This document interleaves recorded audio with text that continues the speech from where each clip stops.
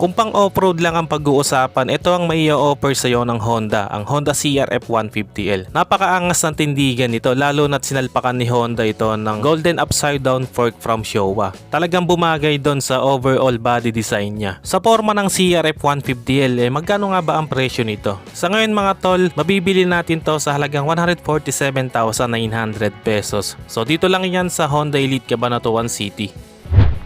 So balik nga tayo sa looks niya mga tol, ano. So mula dito sa front end niya, meron siyang sharp looking headlight design dito. So meron tayong sticker dito o decals na white and blue, tapos meron siyang nakasulat na Honda dito sa gitna, yung pinaka brand niya. And dun mismo sa pinaka lens ng headlight natin, so yun niya, aggressive, sharp yung design niya. Ayan, ano, meron pa tayong parang sungay dito, no. Tapos dun mismo sa ilaw niya, halogen bulb yung ginamit. Ganon din dito sa mga turn signals na dito nakapwesto, no, talagang napakalaki, kaya kitang-kita yan kahit umaga. Tapos meron pa siyang mga parang gills dito, no. Syempre nakadagdag din yan doon sa aerodynamics niya.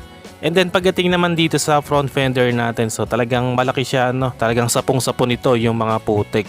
So ang problema nga lang dito sa bandang likod, medyo maiksi lang siya, kaya yung putik mapupunta talaga doon sa makina. And tapos meron siyang cover dito sa front suspension natin. Syempre protection yan para doon sa mga bato o debris na tatalsik dyan, para magtagal yung buhay ng front suspension. So yun nga mga tol, ano, ginamitan siya ng golden upside down fork from Showa. And talagang maganda yung inverted fork, lalo na pang off-road to, no, sa mga bumpy roads. Mas maganda yung handling performance niya. At pagdating naman dito sa side profile, dito sa pinakapalikpik niya, na meron tayong decals dito, yung pinaka-brand niya na CRF 150L. So naka-bold yung CRF, kaya kitang-kita. And talaga napaka-premium din ng paint job na ginawa dito, no. Then yung part naman na to, meron siyang parang mga honeycomb na design dito, no. So rough yung texture niya. So mula nga dito sa pinakapalikpik niya, meron siyang decals papunta dito sa parting gitna hanggang dito sa parting likod sa side profile niya. So kahit simple lang yung mga decals niya, no, napaka-dynamic ng datingan. And dito sa pinaka muffler natin, dito nakapwesto, no, naka-elevate siya.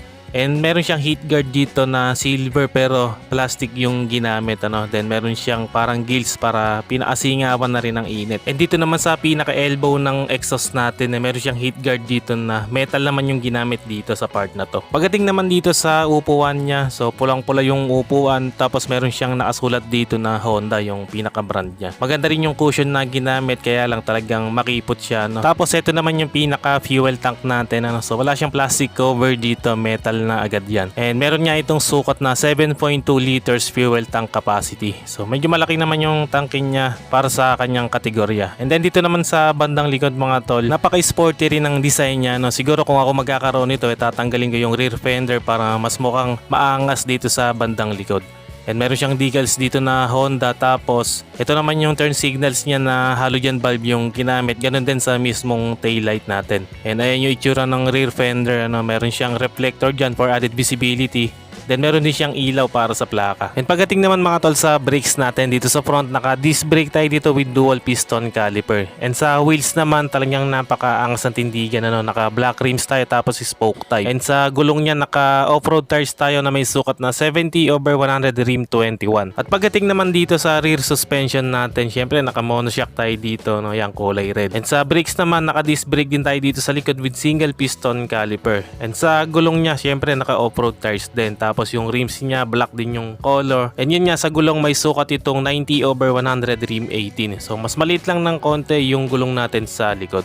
Pupunta naman tayo dito sa meter panel niya o dito sa cockpit, ano. So sa meter panel, ginamitan siya ng digital meter panel. So dito natin makikita yung info tulad ng speedometer, odometer, and meron siyang trip meter, fuel gauge, etc. And then syempre yung mga light indicators tulad ng high beam, turn signals, check engine, at yung neutral. Pagdating naman dito sa handlebar natin, meron siyang metallic brown na color at talagang napaka-premium din ng looks niya. And then sa mga switch naman dito sa handlebar, meron tayo ditong engine kill switch at yung electric push start. Tapos dito naman sa kabila, meron tayong high and low beam, and nakasama na rin dito yung passing light, ano. Yan, isasagad lang natin yung pindot, tapos meron siyang busina at yung turn signals.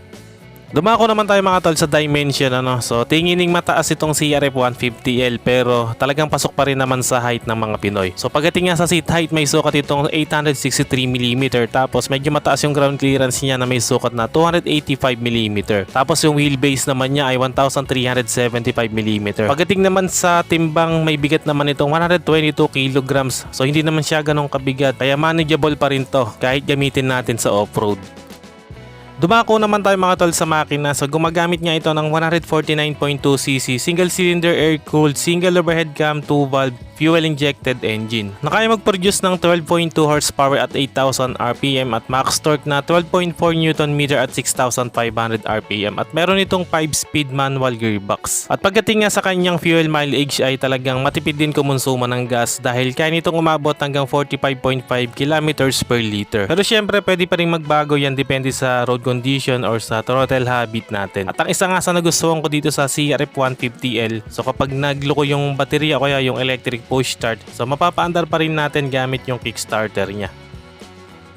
Okay mga tol, yan ang update natin for today's video para dito sa Honda CRF 150L. So para sa mga interesado dyan, pwede nyo kayo PM sa Facebook page natin. Ayan, ipa-flash ko na lang sa screen o kaya call or text na lang kayo sa number ko. So hanggang dito na lang muna mga tol ko umabot kayo sa part ng video na to. At sa mga solid viewers natin dyan, maraming salamat mga tol sa panonood. At kung bago ka lang sa channel na to, wag nang magatubili pang mag-subscribe at paki-on na rin ang notification bell para ma-notify ka pag may bago tayong upload. Meron din tayong Facebook page, paki-like and follow na rin. Maraming salamat mga tol. Always ride safe and God bless.